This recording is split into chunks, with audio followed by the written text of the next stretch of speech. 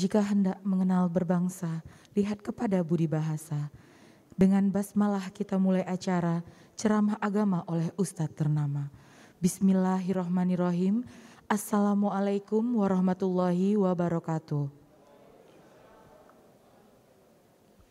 Wassalatu wassalamu ala asyrafil anbiya'i wal mursalin wa ala alihi wa sahbihi rasulillahi ajmain. Puji dan syukur marilah kita ucapkan atas kehadiran Allah Subhanahu wa taala, karena atas izinnya kita dapat berkumpul bersama baik secara langsung dan virtual dalam acara ceramah agama di lingkungan Dinas Perpustakaan dan Kearsipan Provinsi Riau. Salawat dan salam kita sampaikan kepada junjungan alam Nabi besar Muhammad sallallahu alaihi wasallam dengan mengucapkan Allahumma sholli ala Sayyidina Muhammad wa ala ali Muhammad. Baiklah, kita awali acara pagi ini dengan pembacaan ayat suci Al-Quran yang akan dibacakan oleh Saudara Afrizon Effendi dan berikut sari tilawahnya oleh Saudari Yuni Astuti.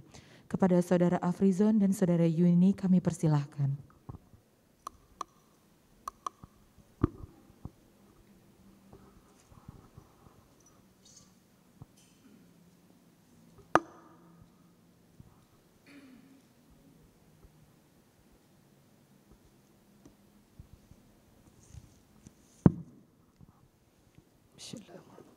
Assalamualaikum warahmatullahi wabarakatuh.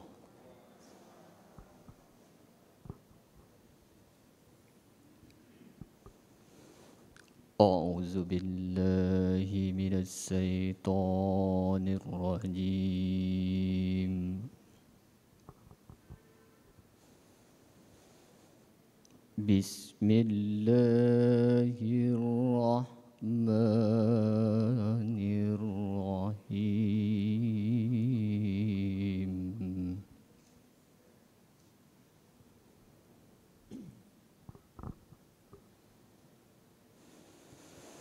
Subhanallazi asra bi'abdihi layla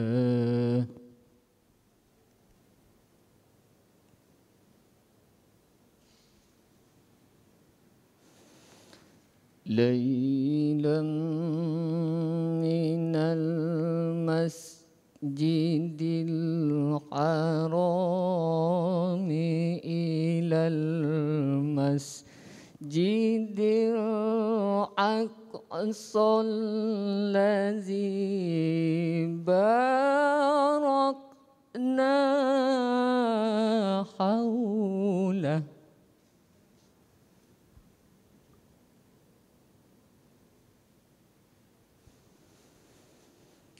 الذي باركنا حوله لنريه من آياتنا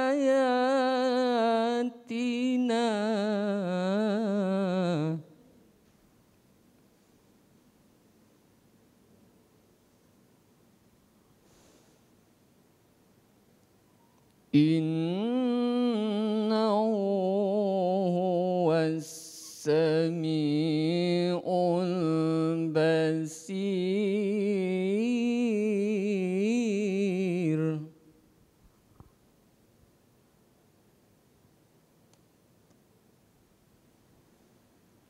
Wa atayna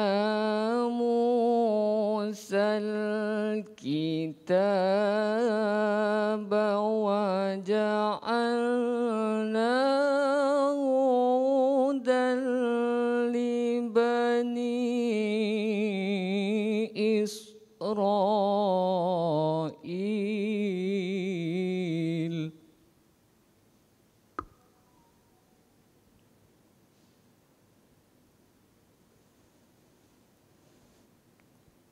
Hudan li bani Israil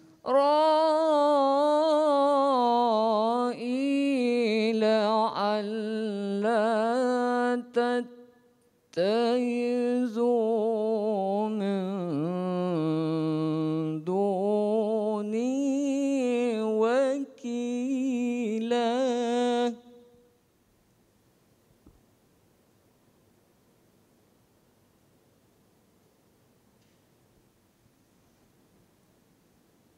ذرية من حملنا مع نوح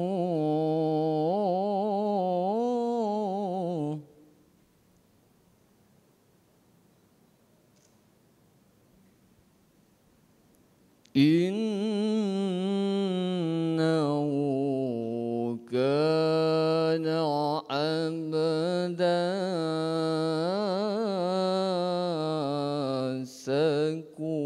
شكورا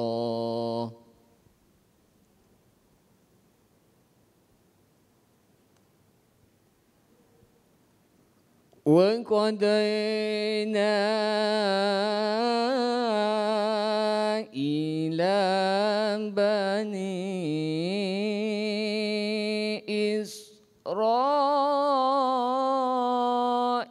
إسرائيل في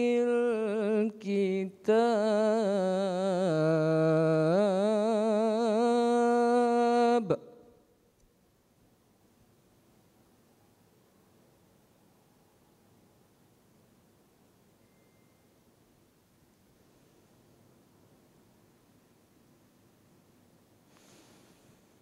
إلى بني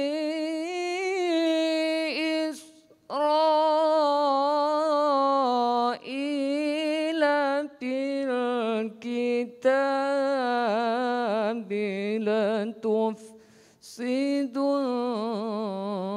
لتفسدن في الأرض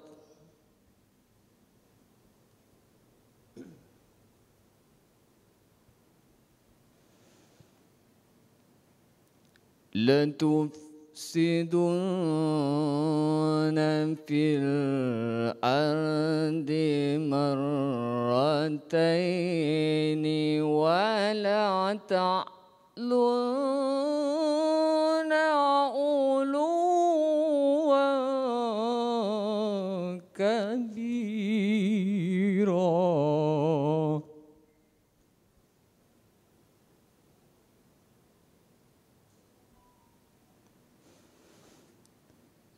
لتفسدن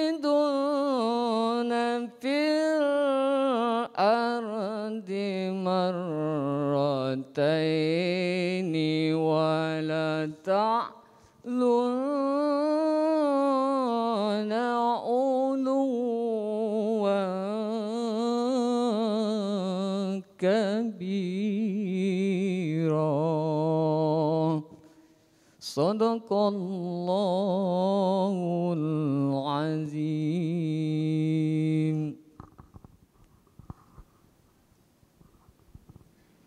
Aku berlindung kepada Allah dari godaan syaitan yang terkutuk dengan menyebut nama Allah yang Maha Pengasih lagi Maha Penyayang.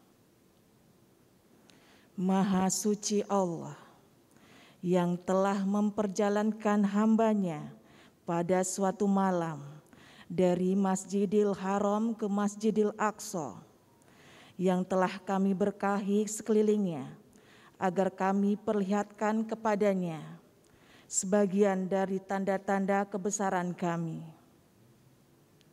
Sesungguhnya Dia adalah Maha mendengar lagi Maha mengetahui. Dan kami berikan kepada Musa kitab Taurat, dan kami jadikan kitab Taurat itu petunjuk bagi Bani Israel dengan firman, janganlah kamu mengambil penolong selain aku,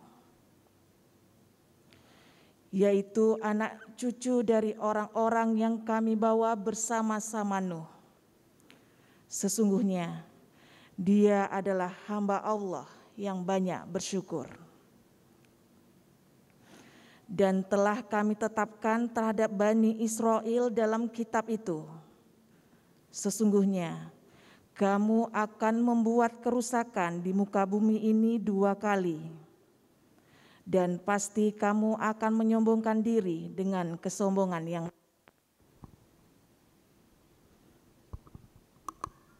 Maha benar Allah dengan segala firman. Assalamualaikum warahmatullahi wabarakatuh.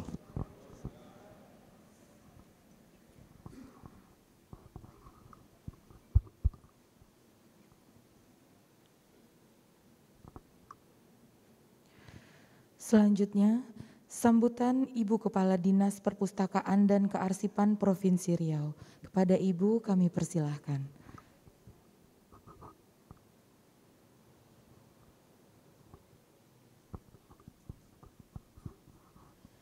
Bismillahirrahmanirrahim. Assalamualaikum warahmatullahi wabarakatuh. Selamat pagi, salam sejahtera dan salam sehat buat kita semua. Alhamdulillahirabbil alamin, wassalatu wassalamu asrafil anbiya wa mursalin wa ala alihi washabihi ajmain. Yang terhormat Ustadz kita Dr. Saidul Amin MA yang sudah hadir bersama-sama kita, yang terhormat Bapak Ibu pejabat eselon 3, eselon 4, subkoordinator pejabat fungsional Arsiparis dan pustakawan serta seluruh tenaga THL yang hadir baik secara langsung maupun secara daring di tempat ini. Pertama-tama tentunya kita selalu bersyukur kehadiran Allah Subhanahu wa taala karena kita masih diberikan kesehatan dalam suasana yang kasus Covid yang terjadi di negara kita ini atau di seluruh dunia. Salawat dan salam kepada junjungan kita Nabi besar Muhammad SAW dengan mengucapkan Allahumma salli ala Muhammad wa ala ali Muhammad. Semoga kita mendapat syafaat di akhir yaumil nanti. Amin ya rabbil alamin. Bapak Ibu yang saya hormati, terima kasih atas kehadirannya baik secara tatap muka maupun secara daring, dan ini merupakan kegiatan Jumat yang secara rutin kita lakukan setiap minggu, dan tentunya sekali lagi untuk memberikan suatu pencerahan kepada kita terkait dengan tausiah, baik itu kegiatan yasinan yang memang kita lakukan setiap minggu. Dan pada hari Jumat ini kita bersempena dengan hari Isra Mi'raj. Tentunya kita ingin mendapatkan suatu pencerahan dan penjelasan dari Pak Ustadz terkait dengan Isra dan Mi'raj, dan tentu ini semua menjadi memperkuat kita terkait dengan tentang Isra dan Mi'raj Nabi Muhammad SAW, dan tentu akan kita mendapatkan suatu manfaat nantinya terkait dalam hal ini.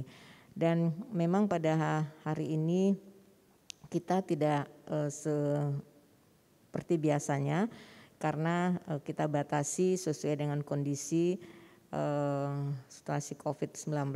Jadi banyak teman-teman yang menghadirinya secara daring, dan yang hadir memang sudah kita perhitungkan untuk yang hadir secara tatap muka. Saya harap ini tidak mengurangi dari arti semuanya untuk kita bisa mendengarkan ceramah daripada Ustadz nantinya.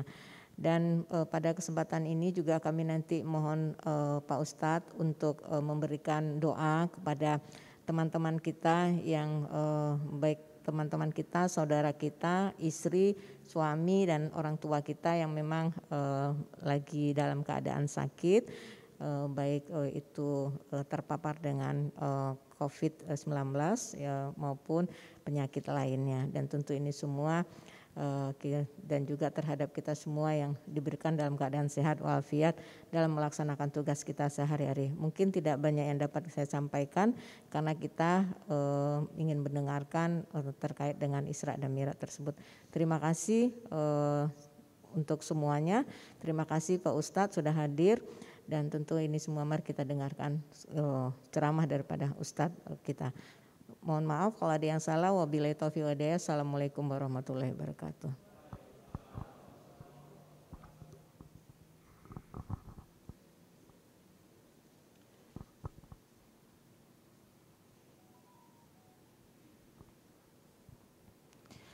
Acara selanjutnya, mari kita dengar bersama ceramah agama dan berikut doa bersama oleh Ustadz Dr. Haji Saidul Amin MA. Kepada Ustadz, waktu dan tempat kami persilahkan.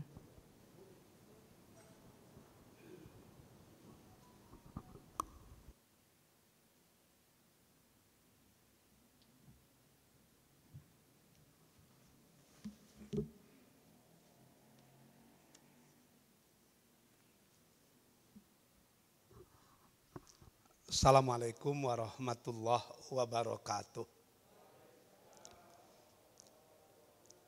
Alhamdulillahillazi arsala rasulahu bil huda wa dinil haq liyuzhirahu ala dini kullih walau karihal musyrikun. Asyhadu an la ilaha illallah wa asyhadu anna Muhammadan abduhu wa rasuluh la nabiyya ba'dah. Allahumma salli ala Muhammad wa ala ali Muhammad. Yang sama-sama kita cintai, Kepala Perpustakaan Suman HS, Bu Mimi, Bapak-bapak, Ibu-ibu, segenap keluarga besar perpustakaan yang tidak mungkin saya sebutkan satu persatu. Kembali kita bersyukur kepada Allah, pagi hari ini Allah masih memberi kita nikmat hidup. Semoga kehidupan kita hari ini lebih baik dari hari yang lalu. Kehidupan kita hari esok akan lebih baik dari hari kini.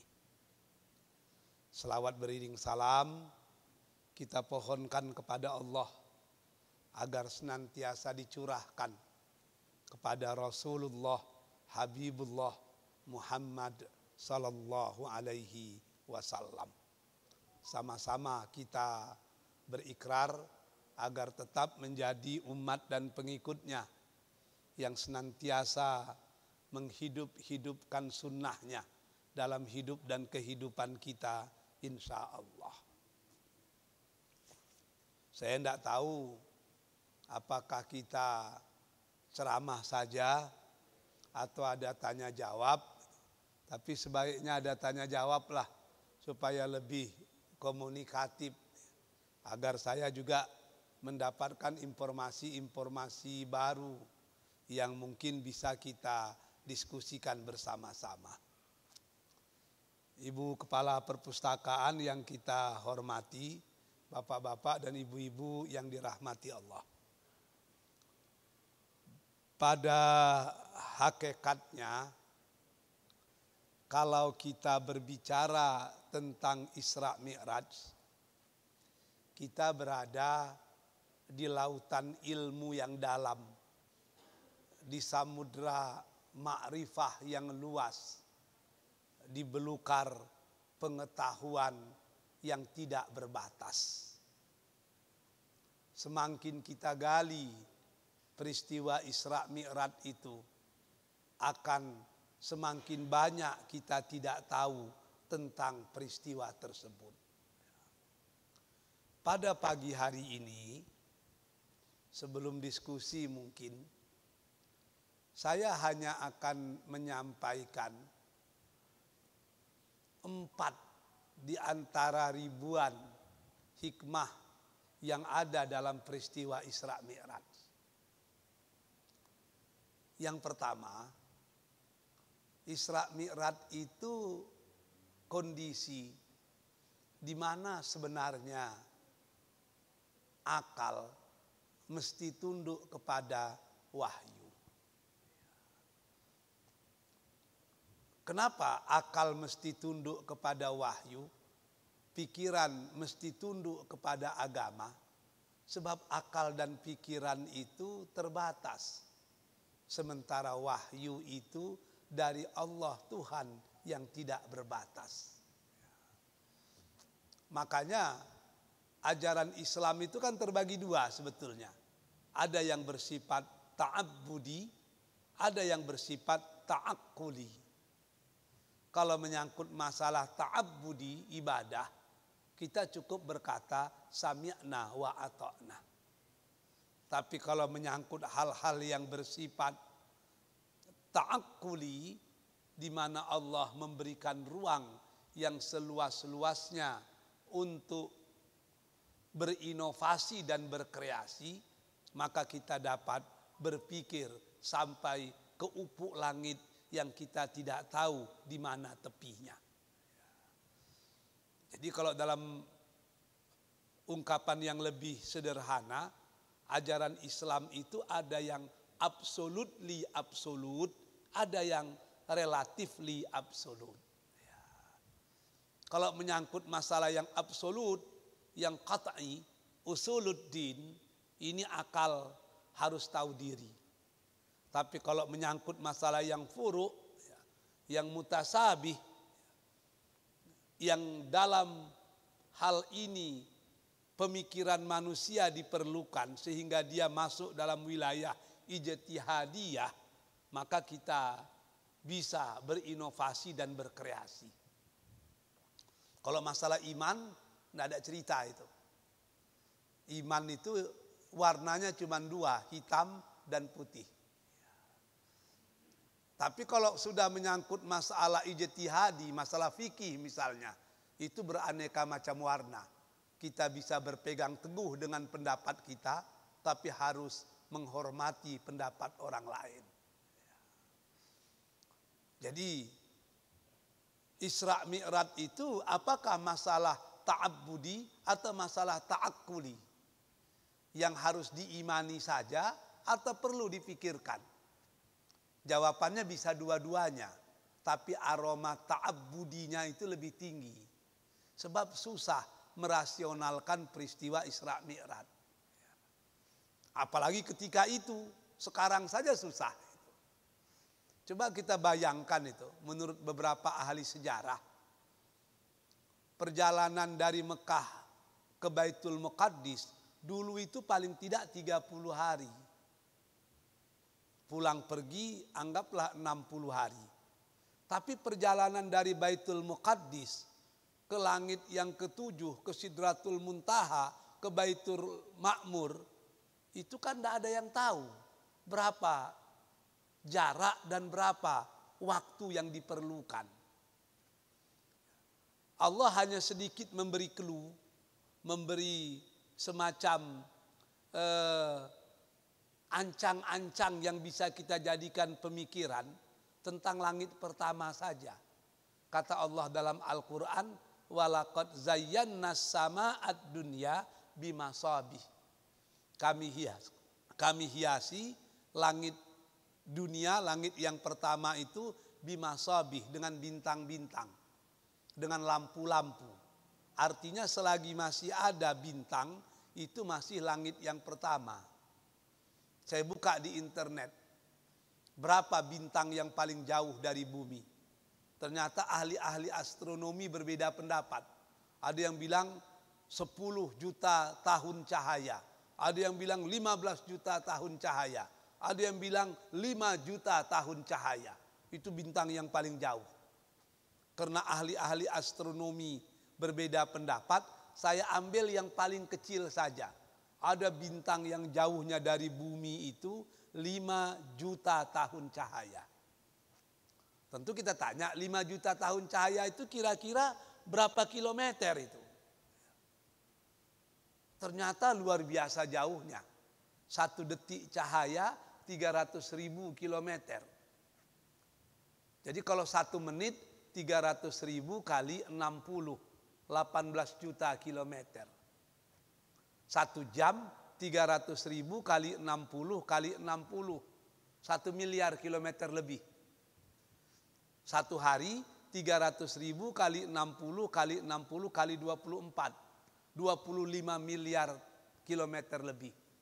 Kalau 1 hari 300.000 kali 60 kali 60 kali 24 kali 30, 777 miliar 860 juta kilometer. Bu Mimi jangan anggap saya pandai matematika, 1 malam suntuk saya hafal itu. Payah itu. itu baru satu tahun. Gitu. Kalau 10 tahun 300.000 kali 60 kali 60 kali 24 ya, kali 30 kali 12 kali 10. Gitu. Siapa bendahara perpustakaan ini? Gitu. Udah nggak bisa dihitung lagi itu. Itu baru 10 tahun. Kalau 5 juta tahun cahaya itu berapa kilometer? Dan itu baru di first space. Kita tidak tahu tentang the second space, the third space, dan berikutnya kita tidak tahu itu. Jadi kalau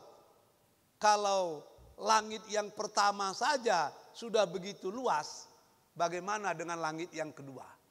Langit yang ketiga, keempat, kelima, keenam, ketujuh. Ke Sidratul Muntaha, Baitul Ridwan, Baitul Ma'mur, turun balik ke bawah, pulang ke Mekah. Nabi berapa lama itu?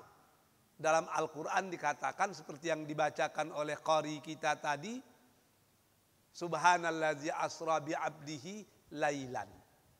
Lailan itu bukan satu malam, lailan itu qit'ah minal lail, sepenggal malam. Apa maksud sepenggal malam? Ternyata ada ahli tafsir menyatakan setengah malam. Sebab dalam hadis dikatakan Nabi pergi setelah Isya, dia pulang sebelum subuh.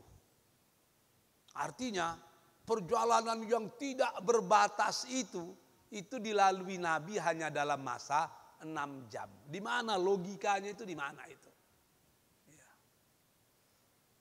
Wajar saja ketika Rasul berbicara dengan Abu Jahal tepuk tangan. Muhammad, jangan ceritakan sekarang. Besok kukumpulkan semua penduduk Mekah di lembah itu. Ceritakan kepada mereka. Dan aku akan meminta Abu Bakar menjadi saksi. Aneh juga itu. Abu Jahal kok minta Abu Bakar menjadi saksi. Ternyata ada niat buruk di situ. Penyebab yang pertama, Abu Bakar itu pernah beberapa kali ke Baitul Muqaddis. Sehingga dia tahu betul perjalanan ke Baitul Muqaddis pulang pergi tidak kurang dari 2 bulan. Yang kedua, Abu Bakar itu orang yang jujur. Dia tidak akan mungkin berdusta. Yang ketiga, Abu Bakar itu orang yang paling dekat dengan Muhammad. Sehingga kalau yang bilang Muhammad itu bohong, Abu Jahal, Abu Lahab, Abu Sofyan, orang bisa percaya bisa tidak. Tapi kalau yang bilang Muhammad itu bohong, orang yang paling dekat dengan Muhammad yaitu Abu Bakar, itu sakitnya luar biasa. Sebab kalau kita ditikam dari belakang oleh orang yang kita sangat dekat, itu sakit sekali itu. Kalau Bu Mimi ditikam oleh lawannya itu biasa itu. Tapi kalau yang menikam Bu Mimi Pak Harahap, itu baru bermasalah itu. Kawan dekat yang menikam kita itu luar biasa sakitnya itu. Itu yang diinginkan Abu Jahal. Kenapa harus Abu Bakar menjadi saksi? Akhirnya Muhammad Rasulullah dipanggil, disuruh bercerita. Nabi pun bercerita apa adanya. Mendengar cerita Rasul itu, orang yang mau masuk Islam tidak jadi masuk Islam. Orang yang baru masuk Islam murtad. Orang yang sudah kuat imannya memang semakin kokoh iman tersebut. Sebab tidak masuk akal itu. Akhirnya pemutus dari segala yang putus itu Abu Bakar. Apa kata Abu Jahal kepada Abu Bakar? Abu Bakar, Anda pernah ke Baitul Muqaddis? Pernah. Berapa kali? Ada beberapa kali. Berapa lama ke sana? 30 hari pergi, 30 hari kembali. Oke. Betul itu betul. Anda pernah berdusta? Tidak. Sekarang sahabatmu Muhammad menyatakan dia pergi ke Baitul Muqaddis sesudah Isya dan dia kembali sebelum subuh. Bagaimana pendapatmu? Kan itu berapa? Asyira kles. Terjadi pergumulan di otak Abu Bakar, empirismenya, rasionalismenya dengan keimanannya. Tapi apa jawaban Abu Bakar waktu itu? Yang ngomong dia pergi ke Baitul Muqaddis sesudah Isya dan balik sebelum subuh siapa? Muhammad. Jawaban Abu Bakar, kalau yang ngomong itu Muhammad, lebih daripada itu aku akan tetap percaya. Kenapa demikian? Sebab yang berbicara bukan lagi akal, yang berbicara sudah iman. Secara akal tidak mungkin, tapi secara iman itu bisa saja terjadi. Kalau Allah menghendaki sesuatu, dia cukup berkata kun fayakun. Jadi yang pertama, Isra Mi'raj ini memang ada aspek ta'akulinya, tapi aspek ta'abudinya lebih luas. Sebab Islam itu bukan agama rasional, tapi Islam itu agama supra-rasional. Banyak ajaran Islam itu yang tidak mungkin akal sampai ke sana. Kalau kita tanya dengan Pak Harahap itu, percaya enggak Pak Harahap ada azab kubur? Tentu dia bilang percaya. Sudah pernah belum dengar orang berteriak-teriak dalam kubur? Ya, belum. Atau atau ada familinya yang diazab di kubur lalu keluar pulang ke rumah menyatakan dia diazab di kubur. Tidak ada. Tapi kenapa kita percaya? Sebab Rasul menyatakan azab kubur itu ada. Logika atau tidak logika? Mungkin tidak logika, tapi itu mesti diimani. Ibu-ibu percaya enggak tentang adanya neraka? Percaya.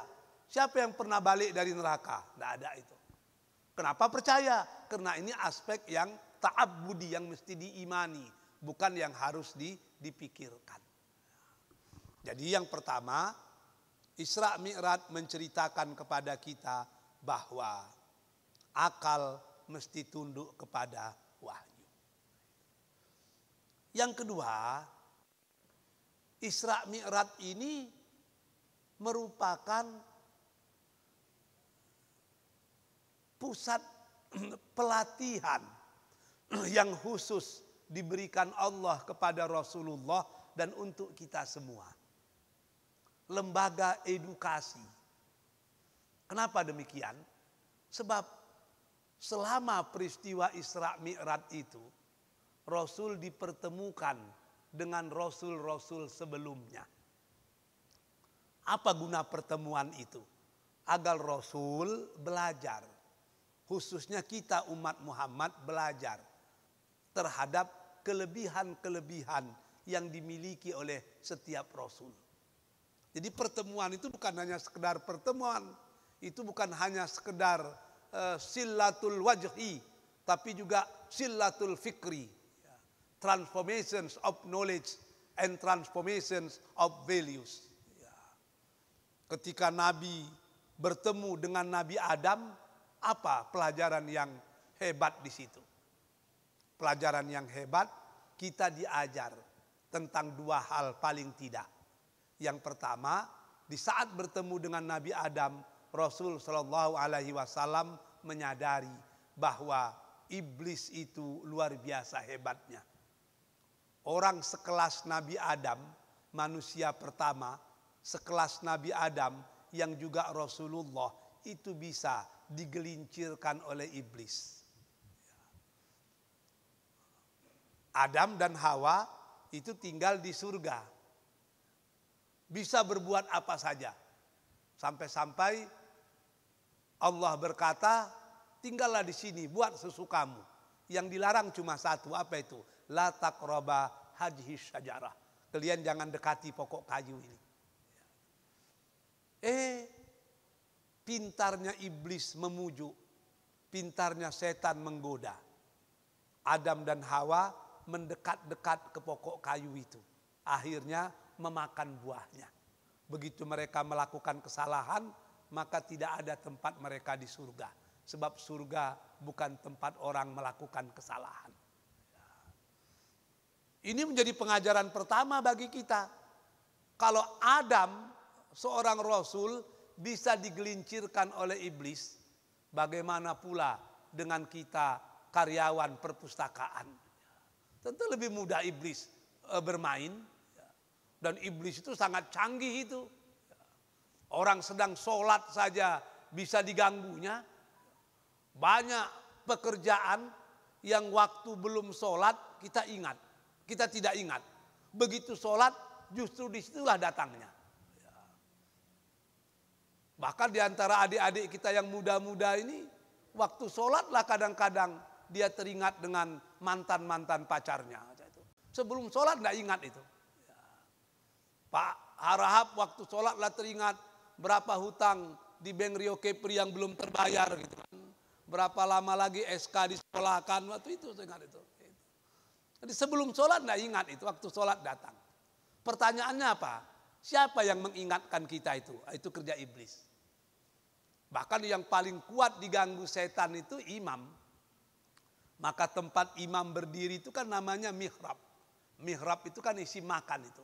Dari khoroba. Khoroba artinya perang, mihrab itu artinya tempat berperang. Kenapa tempat berperang? Sebab imam itu paling kuat diganggu oleh iblis itu. Sehingga sering imam yang hafal 100% ayat, kadang-kadang dia lupa. Makanya kalau imam lupa kita jangan marah, jangan kita cemeehkan.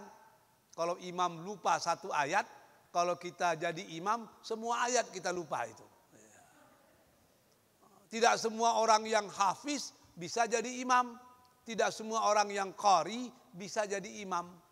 Kadang-kadang dia qari, dia hafiz, begitu tegak di tempat imam, dia bingung itu apa yang mau dibacanya, gemetar.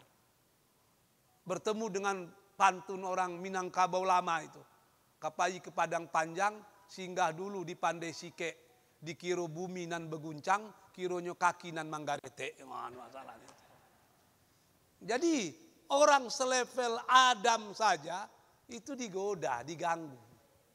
Apalagi kita. Pelajaran yang kedua, begitu Nabi Adam alaihissalam diturunkan ke dunia, dia melakukan dosa. Apa yang dilakukannya? 25 tahun Nabi Adam itu menangis, mengenang dosa yang dilakukannya. Beristighfar, bertaubat, meminta ampun kepada Allah. Satu dosa yang dilakukannya. Pertanyaannya, kita sudah berapa banyak dosa yang kita lakukan? Saya PNS bingung juga kadang-kadang. Sudah berapa absen fiktif yang saya tanda tangani ini? SPJ yang kadang-kadang demi menolong kawan terpaksa juga kita buat macam-macam gitu kan. Macam-macam itu. Hak orang yang kita makan itu. Artinya apa?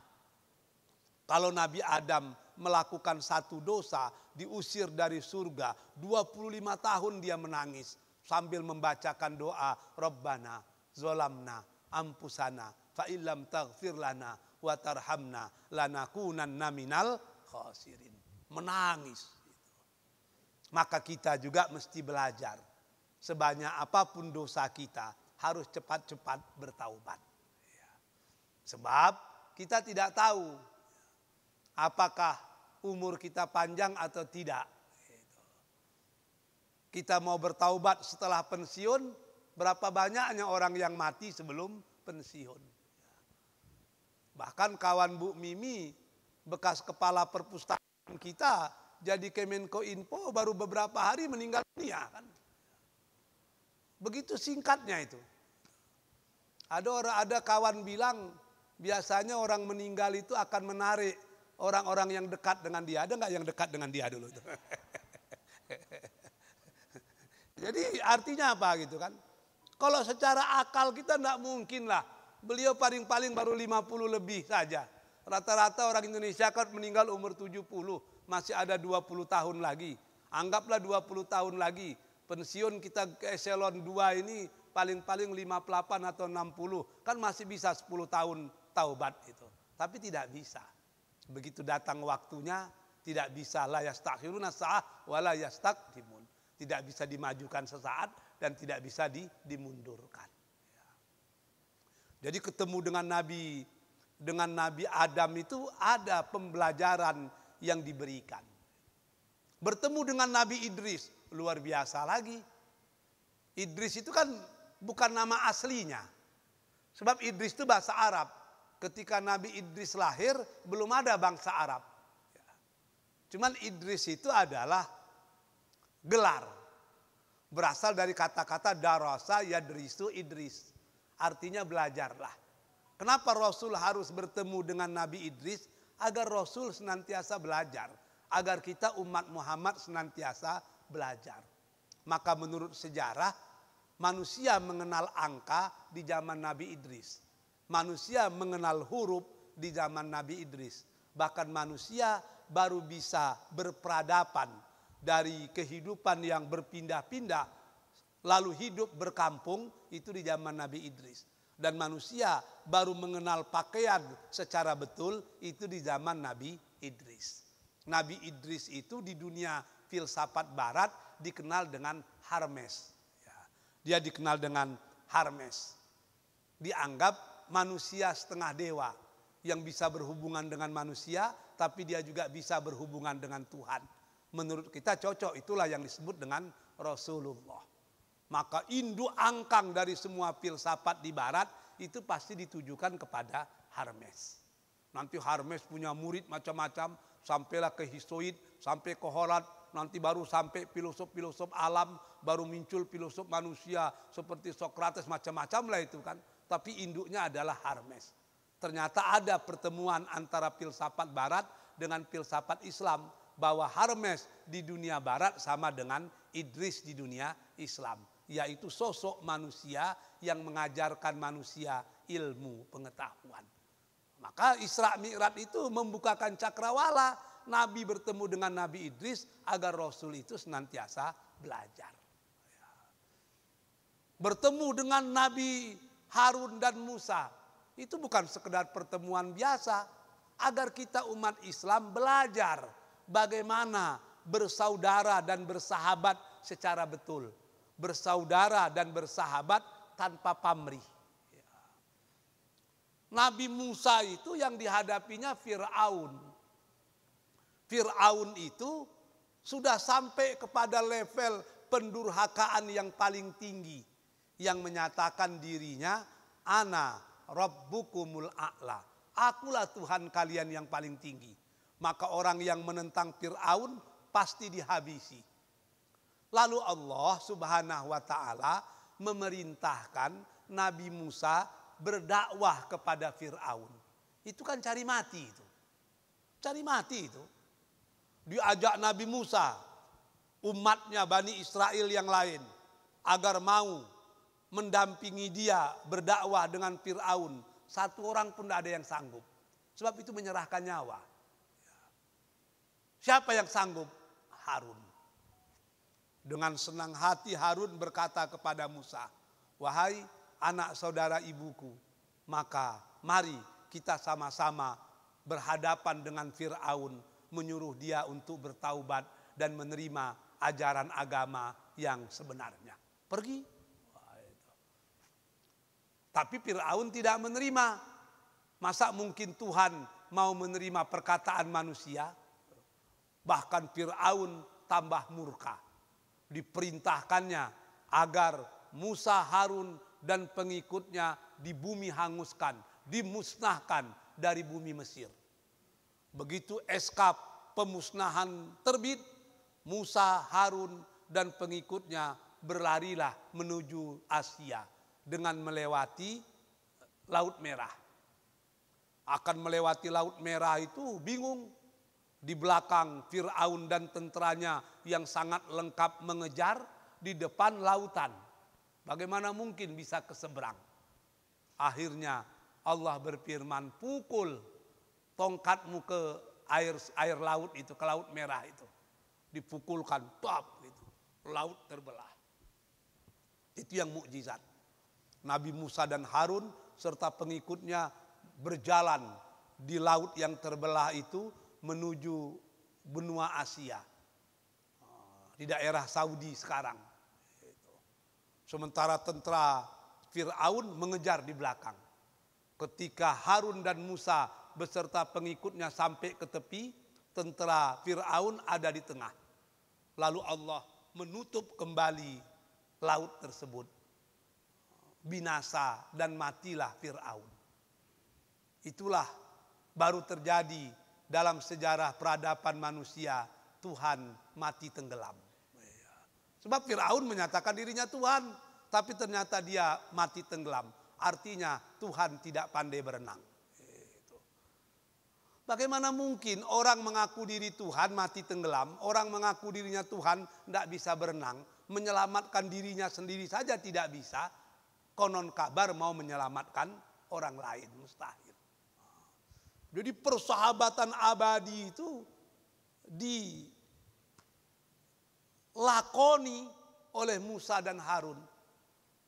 Betul-betul kata orang Minang, melumpek samo patah, menyuruh samo hilang, ado samo dimakan, ndak ado sama dicari, tetelentang sama makan angin, tetelungkui sama makan tanah. Itu persahabatan abadi. Jadi kita umat Islam juga harus bersahabat seperti itu. Ini yang disebut dengan ukhuwah Islamiyah. Persaudaraan sesama Muslim. Persaudaraan yang dibina di atas keimanan, bukan dibina di atas kepentingan. Yang banyak sekarang persahabatan dibina di atas kepentingan. Persis seperti konsep filsafat pragmatisme Amerika Serikat yang dikomandoi oleh William James. It is good because it is useful. It is useful because it is good. Baik dan buruk tergantung kepada manfaat. Tidak ada musuh abadi, tidak ada kawan abadi, yang ada hanya kepentingan yang abadi. Jadi bertemu dengan Nabi Musa dan Harun, diajar bagaimana menjadi persahabatan yang betul-betul kokoh itu. Ketemu dengan Nabi Isa, harus belajar lagi bahwa sesungguhnya takdir Allah itu luar biasa. Orang yang sudah mati tidak pernah hidup kembali. Hanya Nabi Isa yang mampu menghidupkan orang yang sudah mati. Ini pembelajaran bahwa sesungguhnya dunia kedokteran pun harus tunduk kepada kekuasaan Allah. Menurut dunia kedokteran, kematian tidak mungkin hidup lagi. Tapi di zaman Nabi Isa, Nabi Isa bisa menghidupkan orang yang sudah meninggal dunia. Artinya apa? Proses Isra Mi'raj itu adalah proses pembelajaran. Rasul bertemu dengan nabi-nabi yang banyak itu bukan sekedar bertemu. Ada ilmu, ada hikmah, ada pembelajaran, ada edukasi yang didapatkan Rasul. Dan itu sangat bermanfaat kepada umat-umatnya kemudian. Itu yang kedua. Yang ketiga, hikmah dari Isra Mi'raj itu adalah pentingnya peran masjid. Sebab Isra Mi'raj itu dari masjid ke masjid. Dari Masjidil Haram ke Masjidil Aqsa, nanti ke Baitul Ma'mur di Sidratul Muntaha, yang itu merupakan masjid tempat para malaikat sholat. Jadi masjid itu sangat penting. Makanya di daerah-daerah tertentu, di negara-negara tertentu, masjid itu bukan sekedar pusat ibadah. Masjid itu bukan sekedar pusat dakwah. Tapi masjid menjadi pusat ekonomi. Masjid menjadi pusat kesehatan. Masjid menjadi pusat ilmu pengetahuan. Saya pernah sholat di satu masjid itu. Di Brunei Darussalam, saya terkejut itu. Di bawah masjidnya ada perpustakaan yang cukup indah. Ternyata mereka sudah bikin konsep tentang perpustakaan masjid. Di Kuala Lumpur saya pergi, di masjid negara itu di bawahnya juga ada perpustakaan yang sangat unik itu. Jadi kalau kita mau ikut Isra Mi'raj, sebenarnya fungsi masjid itu harus kita hidupkan. Bagaimana di setiap masjid-masjid paripurna itu memang ada perpustakaan yang layak disebut dengan perpustakaan. Sehingga dia menjadi pusat ilmu pengetahuan. Saya pernah menceritakan mungkin ketika saya ketua Basnas, saya diminta menjadi narasumber World Zakat Forum di Melaka. Membicarakan forum zakat dunia. Tapi yang hadir rata-rata Asia Tenggara. Salah satu yang hadir itu teman saya kuliah di Islamic International University bernama Sukri Langkoti, orang Thailand. Sekarang menjadi rektor di University of Pattani. Karena sudah 20 tahun lebih tidak berjumpa, ketika berjumpa akrab. Kami berbicara tentang konsep masjid. Dia bertanya ke saya, Saidul Amin, do you know how many mosques in Bangkok today? Saya jawab, I think not more than 20. Tahu nggak kau berapa jumlah masjid sekarang di Bangkok? Saya bilang, alah, nggak lebih dari 20, saya bilang. Dia ketawa. Saidul Amin, you are absolutely wrong. Kok gitu? Saya bilang, iya. Today there are more than 125 mosques in Bangkok. Sekarang ini katanya, itu ada lebih kurang 125 masjid di Bangkok. Saya tanya, kok bisa banyak begitu? Kami punya konsep masjid yang luar biasa. Pertama-tama kami dirikan masjid, orang beribadah. Sesudah itu, kami buat di masjid itu sekolah, jadi pusat pendidikan. Lalu kami buat di masjid itu supermarket mini, jadi pusat perdagangan. Kemudian kami dirikan koperasi, macam BMT kita, macam BTM. Sehingga orang Islam tidak meletakkan duit di bank, meletakkan di BTM kami, BMT kami. Simpan pinjam ada di situ. Kemudian kami dirikan klinik di masjid. Kemudian kami dirikan perpustakaan di masjid. Sehingga masjid itu menjadi one stop solution. Semua ada di masjid. Mau ngaji ada, mau ngantar anak sekolah ada, mau minjam duit ada, nyimpan duit ada, belanja harian ada, meriksakan kesehatan ada, mau baca buku ada, lengkap itu. Begitu ini selesai, kita bikin yang kedua, yang sudah mapan, subsidi yang belum.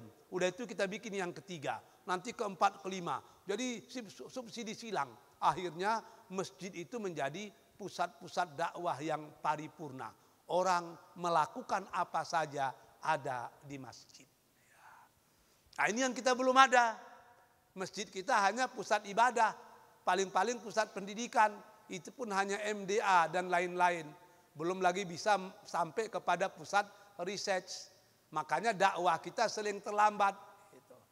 Di Malaysia itu yang paling rutin berdakwah kepada orang Cina, saudara-saudara kita orang Kristen.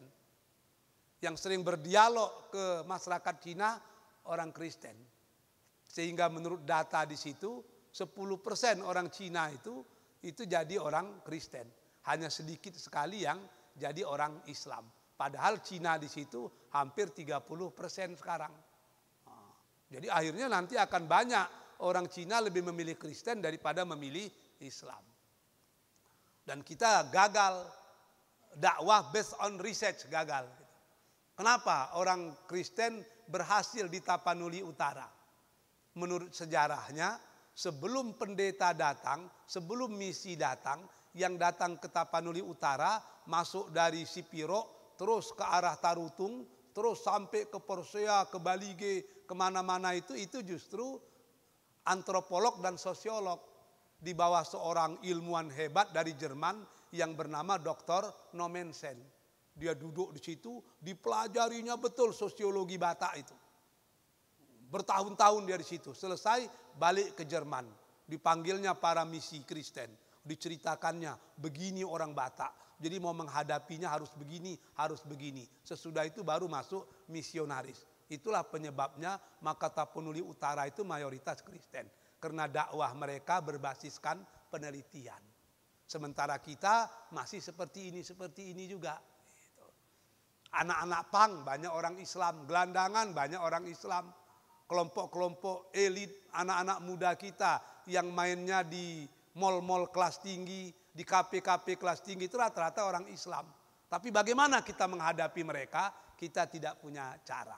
Kalau berdakwah di perpustakaan macam ini, di masjid, itu sudah selesai. Sebab orangnya sudah mau mendengar, sudah mau belajar. Bagaimana dengan mereka yang belum mau mendengar dan belum mau belajar itu?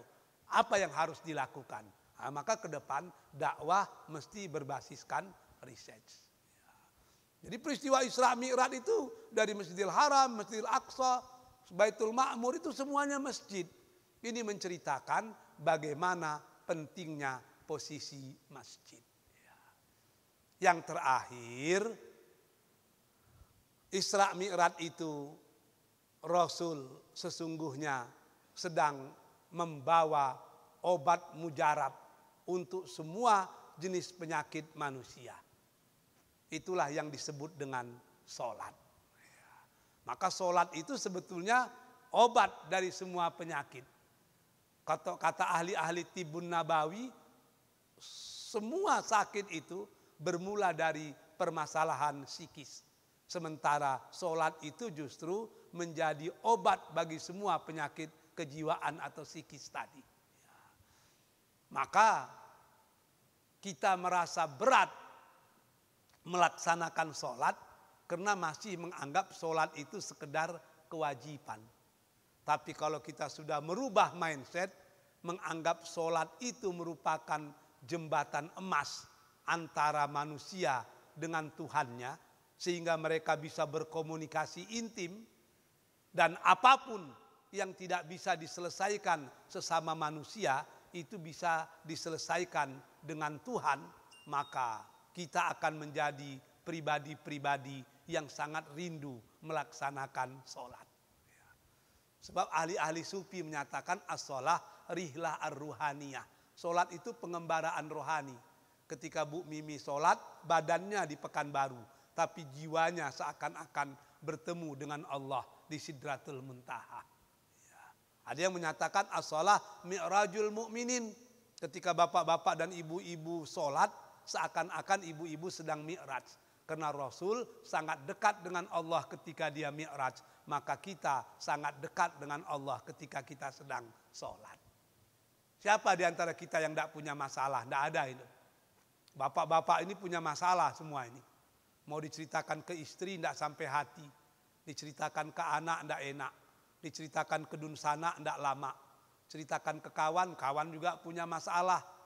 Mau diceritakan ke jiran, nanti jadi gosip. Disimpan-simpan jadi penyakit. Kepada siapa permasalahan hidup akan kita ceritakan? Jawabannya kepada Allah. Apa yang tidak mungkin kita ceritakan kepada manusia, sampaikanlah kepada Allah. Ibu-ibu ini punya masalah semua ini. Cuman karena perempuan pandai menyimpan aja. Begitu ibu-ibu punya masalah, mau diceritakan ke anak enggak enak. Diceritakan ke dunsana enggak lama. Diceritakan ke kawan, kawan pun punya masalah. Diceritakan ke jiran, nanti jadi gosip. Disimpan-simpan akan menjadi penyakit. Mau diceritakan ke suami, suamilah puncak salahnya. Macam mana caranya itu? Kalau tidak punya Allah, kemana ibu-ibu akan menceritakannya? Maka sholat itu bukan sekedar ibadah, tapi sholat adalah obat mujarab yang diberikan Allah kepada kita untuk menyelesaikan berbagai macam permasalahan kehidupan. Maka wajar kalau ada yang menyatakan ingin merubah hidup, rubahlah sholat. Ingin memperbaiki hidup, perbaikilah sholat. Ingin bermakna ketika hidup, maknailah setiap sholat kita. Saya rasa itulah yang bisa saya sampaikan. Lebih dan kurang mohon dimaafkan. Sebelum kita tutup dengan doa, kalau ada yang ingin bertanya, saya persilakan dengan segala hormat.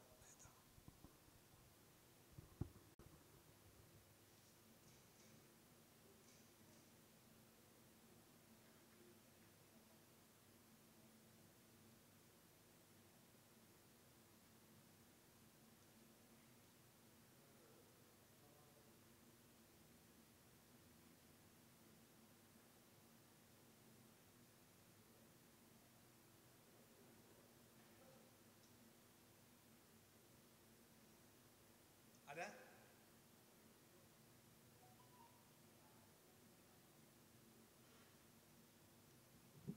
Karena semuanya sudah sangat paham, tidak ada yang bertanya lagi.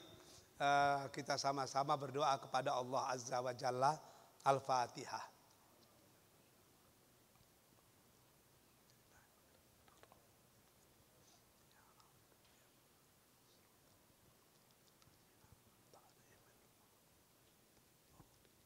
A'udzubillahi minasyaitonirrajim. Bismillahirrahmanirrahim. Alhamdulillahi rabbil alamin. Wassalatu wassalamu ala asrafil anbiya'i wal mursalin wa ala alihi wa ashabihi ajma'in. Allahumma ighfir lil mu'minina wal mu'minat wal muslimina wal muslimat al ahya'i minhum wal amwat birahmatika ya arhamar rahimin. Ya Allah, ya Tuhan yang Maha Pengampun, ampunkan dosa-dosa kami. Kami sadar dosa kami lebih banyak dari buih di tepi pantai, lebih banyak dari pasir di gurun Sahara, lebih banyak dari bintang di angkasa raya. Namun ya Allah, kalau bukan Engkau yang mengampunkan dosa-dosa kami, kepada siapa lagi kami akan meminta ampun. Ya Allah, ya Tuhan kami, ampunkanlah dosa kedua orang tua kami, baik yang masih hidup atau yang sudah mendahului kami. Berikan kepada keduanya kasih-Mu yang tak bertepi, sampaikan kepada keduanya sayang-Mu yang tak berbatas. Rabbana la tu'akhizna in nasina aw akhtana. Rabbana wa la tahmil alaina isran kama hamaltahu alal ladzina min qablina. Rabbana wa la tuhammilna ma la taqata lana bih wa'fu anna waghfir lana warhamna anta maulana fansurna alal qaumil kafirin. Ya Allah, ya Tuhan kami, dalam kehidupan kami selaku ASN, kami seringkali tidak punya waktu untuk mendidik anak-anak kami secara optimal. Oleh sebab itu pada hari ini kami bermohon, ya Allah, jadikanlah anak-anak kami anak-anak yang soleh. Bagaimana Kau kabulkan doa Nabi Ibrahim ketika dia berkata, Rabbi habli minas solihin. Ya Allah, ya Tuhan kami, jadikanlah anak-anak kami anak-anak yang berbakti kepada agama, bangsa dan negara kami. Sebagaimana Kau kabulkan doa Nabi Zakaria ketika dia berkata, Rabbi habli min ladunka zurriyatan thayyibah. Rabbana innana sami'na munadiya yunadi lil iman an aminu bi rabbikum fa amanna. Rabbana faghfir lana dzunubana wa kaffir anna sayyi'atina wa tawaffana ma'al abrar. Ya Allah, ya Tuhan kami, jadikanlah kami keluarga besar yang bekerja di perpustakaan ini menjadi orang-orang yang saling menyayangi karena mengharapkan keredaan-Mu. Jauhkan kami dari sifat hasad, jauhkan kami dari sifat sombong, jauhkan kami dari sifat ujub. Satukanlah hati-hati kami dalam iman dan Islam kepadamu. Rabbana atina fid dunya hasanah wa fil akhirati hasanah wa qina azabannar. Walhamdulillahi rabbil alamin. Taqabbalallahu minkum. Assalamualaikum warahmatullahi wabarakatuh.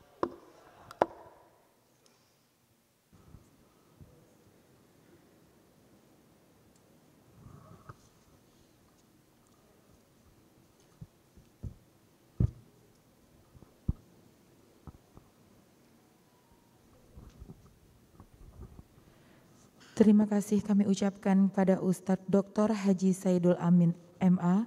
Semoga tausiah yang diberikan dapat kita manfaatkan sebaik-baiknya. Dan doa yang dipanjatkan dikabulkan oleh Allah Subhanahu wa Ta'ala.